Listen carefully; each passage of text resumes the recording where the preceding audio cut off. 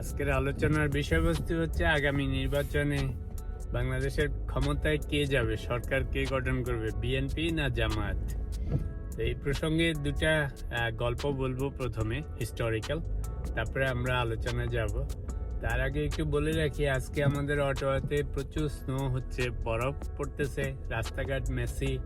আসছিলাম বাচ্চাকে স্কুলে নামিয়ে দিতে, রাস্তাঘাট যতই খারাপ হোক, স্কুল কলেজ জীবনযাত্রা তো আর বন্ধ থাকবে না, রাইট?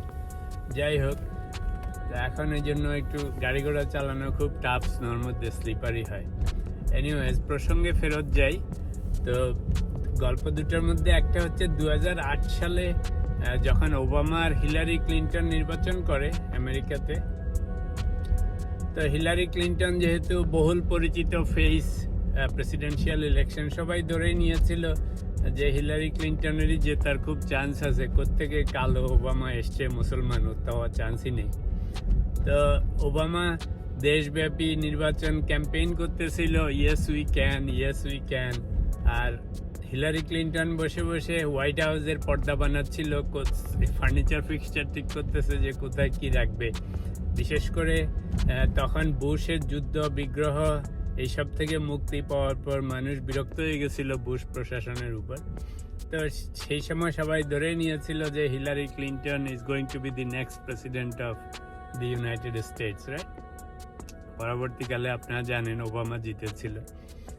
তো আরেকটা স্টোরি হচ্ছে বাংলাদেশের 1991 সনে সরকার, এরশাদ সরকার পতনের পরে। তো তখন আওয়ামী লীগ বিএনপি দুই জোট। তো অবভিয়াসলি তখন আওয়ামী লীগের পপুলারিটি বেশি, ওদের লোকজন বেশি, নেতা কর্মী সবই বিগ ফেসেস, ফেমাস দল।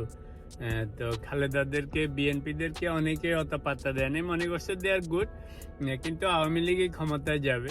তা আমাদের গোপালগঞ্জ পার্টি ওই হিলারি ক্লিন্টনের মতো বঙ্গভবন, গণভবনের পর্দা বানানো শুরু করেছিল, ফার্নিচার ফিক্সচার ঠিক করতেছিল, মন্ত্রী মিনিস্টার ঠিক করতেছিল যে ইলেকশনের পর কাকে কি দিবে। তো সেটাও আপনার রেস্ট অফ দি স্টোরি। পরে দেখা গেল বিএনপি জোট জিতেছে এবং ওরা যেখানে যে দাঁড়িয়েছিল সবই জিতে গেছে। অলমোস্ট সবাই বলতে যে কলা গাছ দাঁড় করিয়ে দিলেও জিততো, এরকম অবস্থা হয়েছিল বিএনপির। তো এটা হচ্ছে ইলেকশন সারপ্রাইজ। এই সাম্প্রতিককালে আমরা দুই দেশে দুটা ইলেকশন দেখলাম। তো তখনও এরশাদ পতনের পরে মানুষ এরশাদের উপর বিরক্ত হয়ে গেছিল ওই সমস্ত শাসনে, রাইট? তো এবারও একটা জিনিস লক্ষণীয়, এখন যেমন বিএনপি জোট আর জামায়াত জোট। তো এখন মানুষ ধরেই নিয়েছে যে মনে হচ্ছে জানি তারেক রহমান দেশে এসছে, সব ফুরফুরে মেজাজ। বিএনপিরা তো অলমোস্ট 100% শিওর যে ওরা ক্ষমতায় যাচ্ছে, তলে তলে মন্ত্রী মিনিস্টার ভাগ করতেছে, সিট ভাগাভাগি করতেছে, সবই করতেছে। কিছুদিন আগ পর্যন্ত জামায়াত একটু উৎসাহী ছিল, তারেক রহমান আসার আগে, খালেদা জিয়া মারা যাওয়ার আগে মনে হচ্ছিল ওদেরও বড় চান্স আছে, রাইট? বিশেষ করে ডাকসু অ্যান্ড আদার ইলেকশনের পরে সবাই খুব আশাবাদী ছিল। তো রিসেন্টলি পাশা একটু পাল্টে গেছে, কিন্তু পাল্টে গেলেও আমি বলি এটা ইলেকশন সারপ্রাইজ।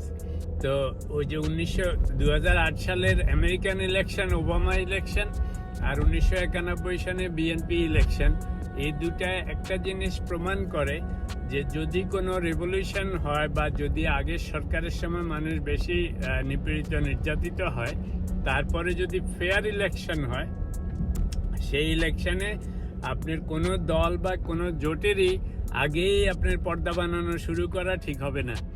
বোঝা যাচ্ছে, বুঝছি বিএনপির খুব হালে পালে বাতাস লাগছে, এখন সব সুন্দর মনে হচ্ছে যে নিয়ে একেবারে সবই ওদের পক্ষে। অনেক বিএনপি নেতাকে শুনি যে অলমোস্ট ওরা 100%ই পেয়ে যাবে, এরকম ভাব। তো সেটা ঠিক আছে, কিন্তু ওই 2008 সালের আর 1991 সনের ইলেকশনের কথা মনে রেখেন, যে যদি ফেয়ার ইলেকশন হয় আগের গোলমেলের সরকারের পরে, তখন এনিথিং ইজ পসিবল।